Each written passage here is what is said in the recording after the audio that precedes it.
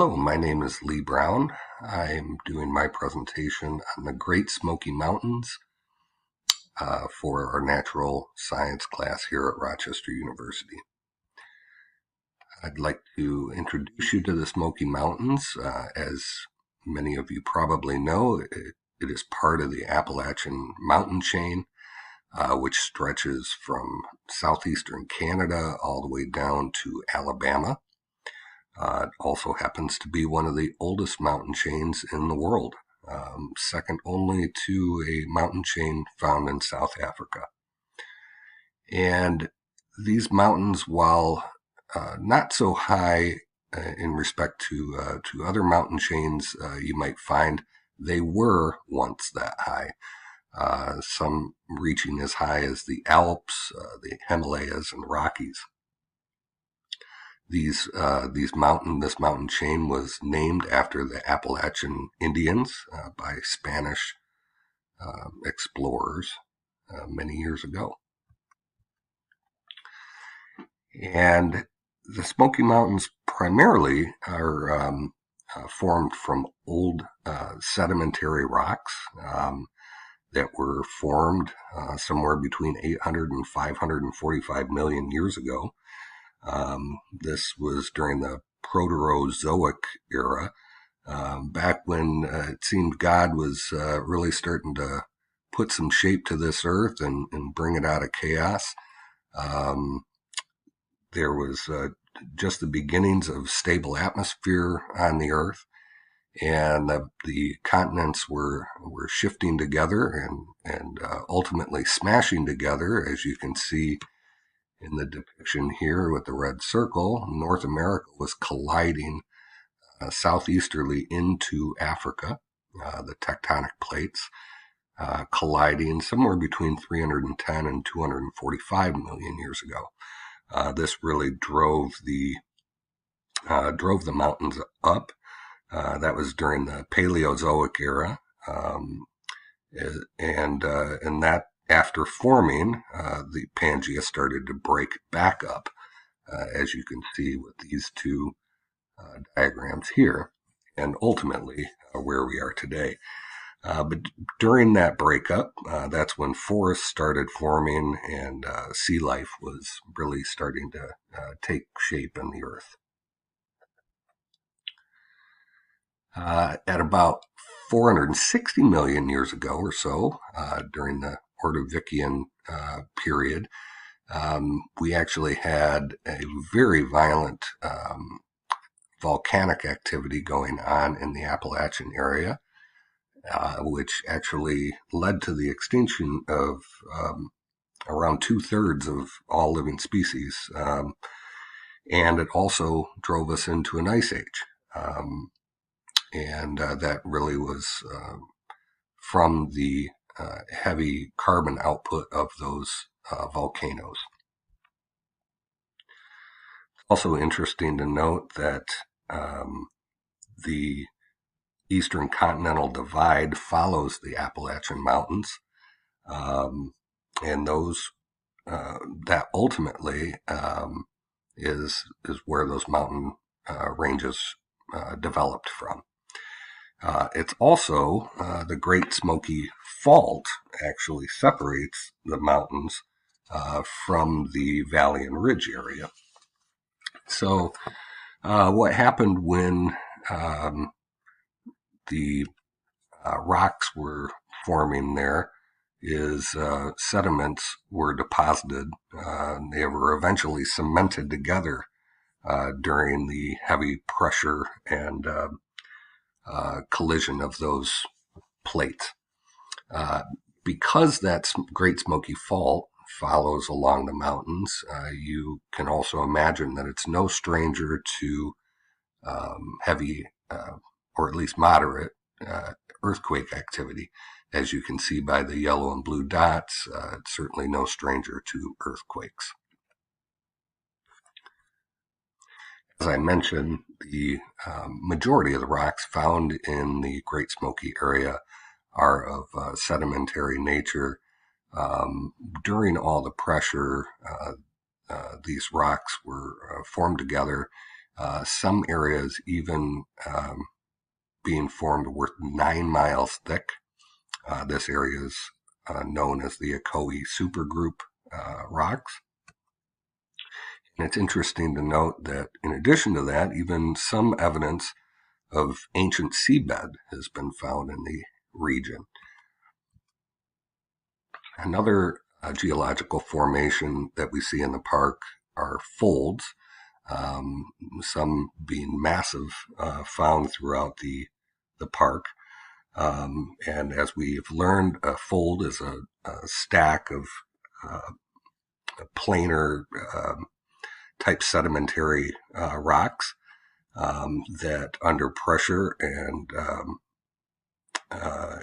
temperature changes can form bends and curves, making a permanent deformation.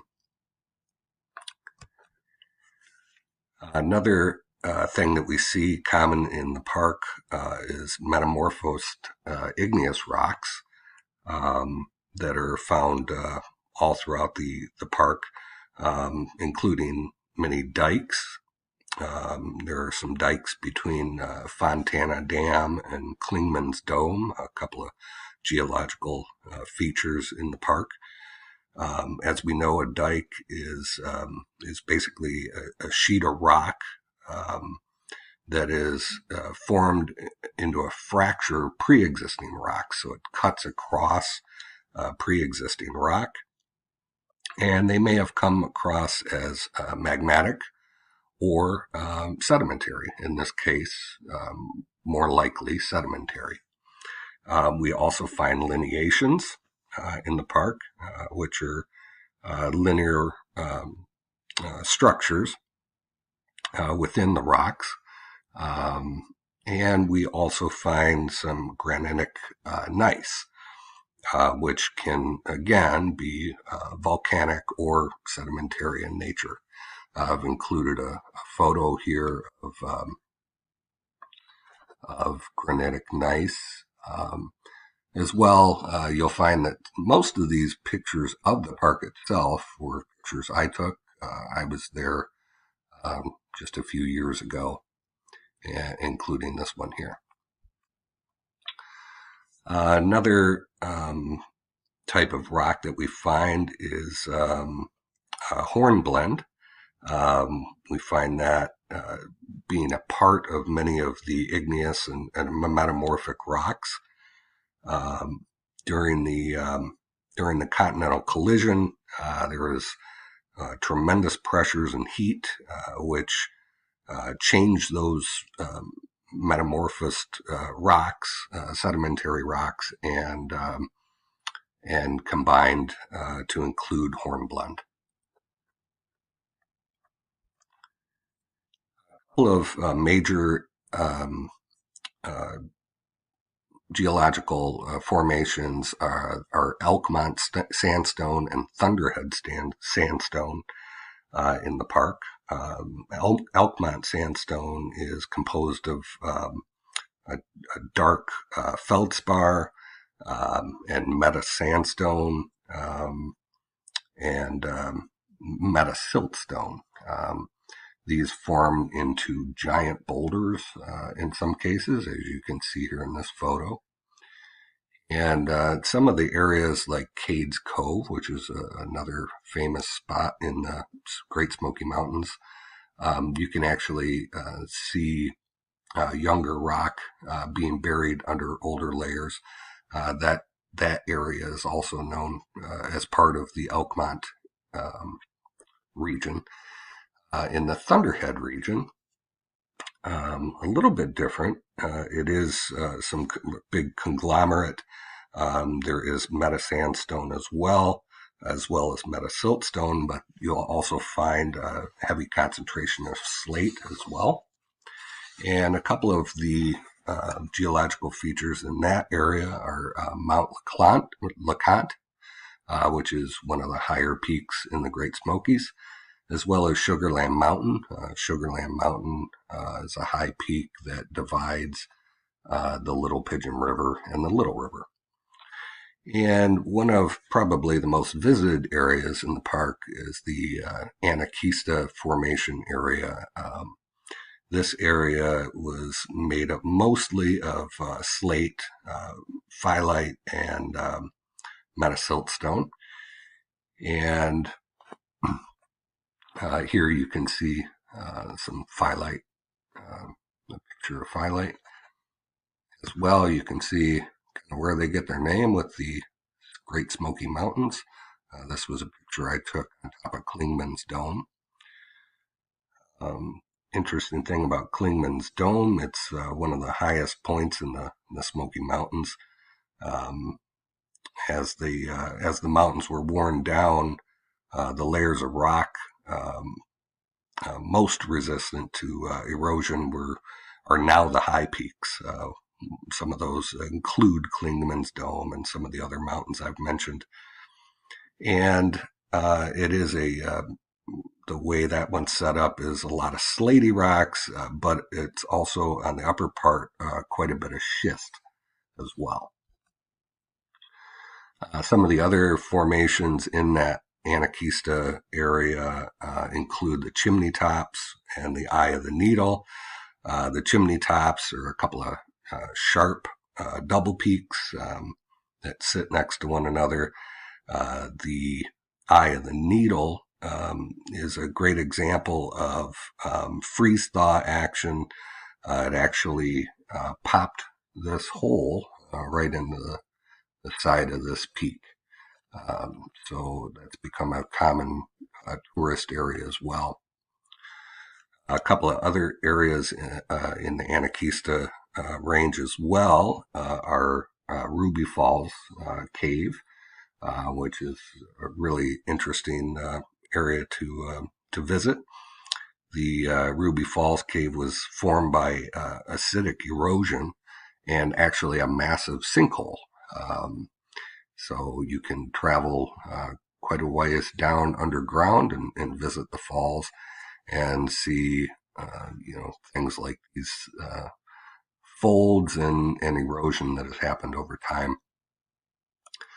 In addition to that, Arc Rock, which is yet another area that was created primarily due to freeze-thaw cycles as well. This is me standing in the middle of the river out there on these rocks that litter the area. A couple of interesting notes. Erosion. The mountains erode roughly 2 inches every 1,000 years.